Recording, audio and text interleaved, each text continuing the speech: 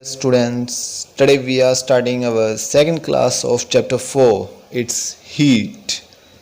In our last class, we have discussed about heat, the definition of temperature, and the measurement of temperature. The most commonly used scales means the first one Celsius scale, Fahrenheit scale, and the Kelvin scale. We have discussed the minimum and maximum degree measurements, Fahrenheit, and the Kelvin readings of these scales. In our today's class, we are going to discuss the most commonly used thermometers. Most commonly used thermometers are of two types. The first one is clinical and the second one is laboratory thermometer. Clinical means related to our body, as clinical thermometer used to measure the temperature of human body, and the laboratory thermometer is used for measuring the temperatures ranging from minus 10 degree to 100 degree or more. So laboratory thermometer is used where there is a high temperature range. So starting from the first one, it's clinical thermometer.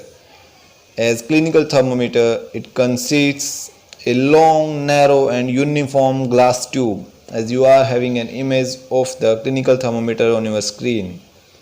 It is a long, narrow glass tube. It has a bulb at one end which protects the mercury from moving the outside. Means the bulb holds the mercury inside the thermometer, and a small shining thread of mercury can be seen. It reads 35 degrees Celsius to 42 degrees Celsius, where degree C denotes the Celsius scale.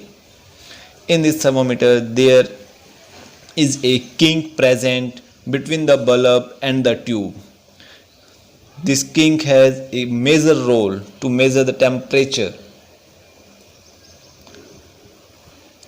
As clinical thermometer, it is used to measure the human body temperature by keeping it below the tongue for 1.5 minutes. As this temperature measurement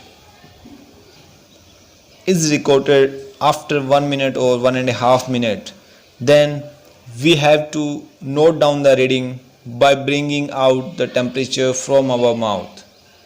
So as we brought it out, there may be chances that the mercury level will flow gradually.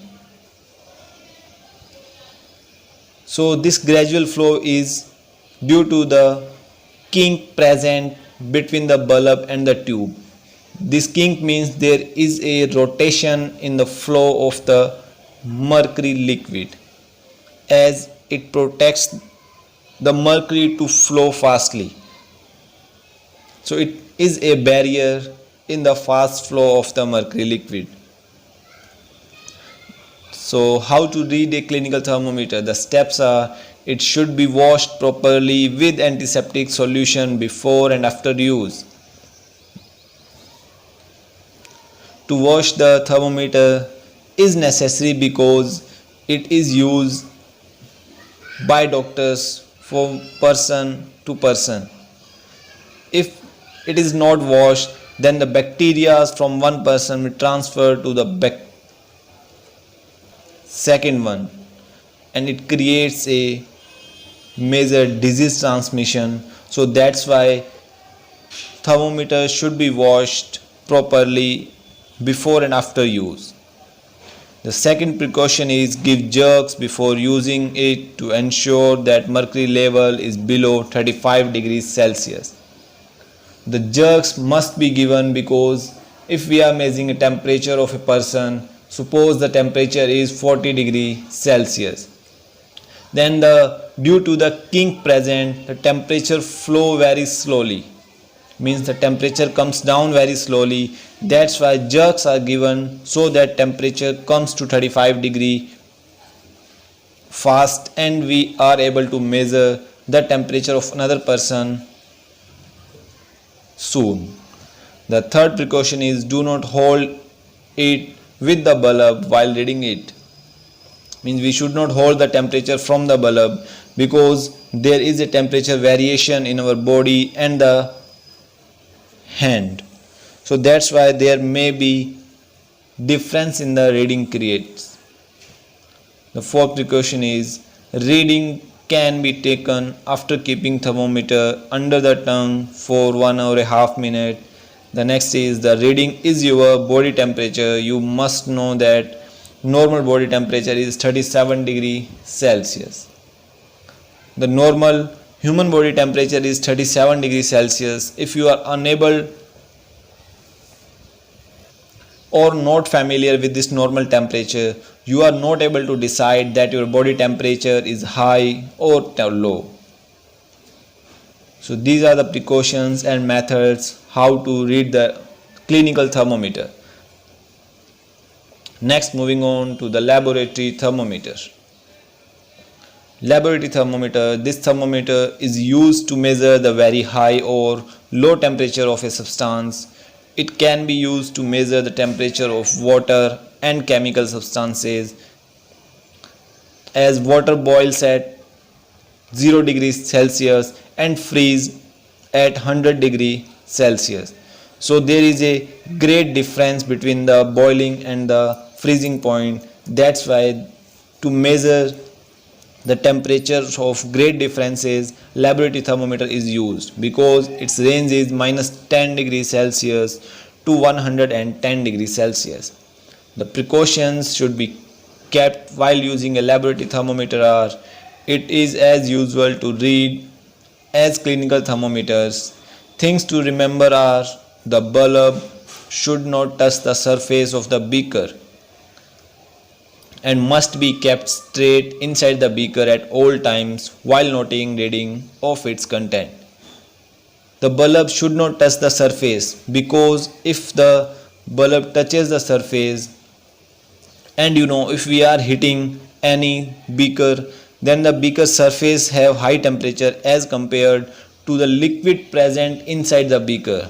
So that's why if the thermometer touches the beaker surface, then it will note high readings, and which give us the false temperature measurement. Means we are not able to measure the actual temperature of the liquid. So it's all how to read clinical and laboratory thermometer. The facts of today's class is: nowadays digital thermometer is used because as mercury is toxic. Suppose if we are using mercury thermometer and it may burst or break from the king in our mouth, then due to this toxic, it can be hazardous to the skin of the user. Means to the body it creates harms, because due to toxicity of mercury. So that's why nowadays digital thermometers are used. Means there is no mercury present and it is less hazardous to our body. So two questions are for you. Explain the difference between clinical and laboratory thermometer. The second question is: what is the process of reading both the thermometers? Means the process of reading clinical thermometer and the process of reading laboratory thermometer. Hope you all understood the class. Have a great day. Goodbye. Meet you soon in our next class.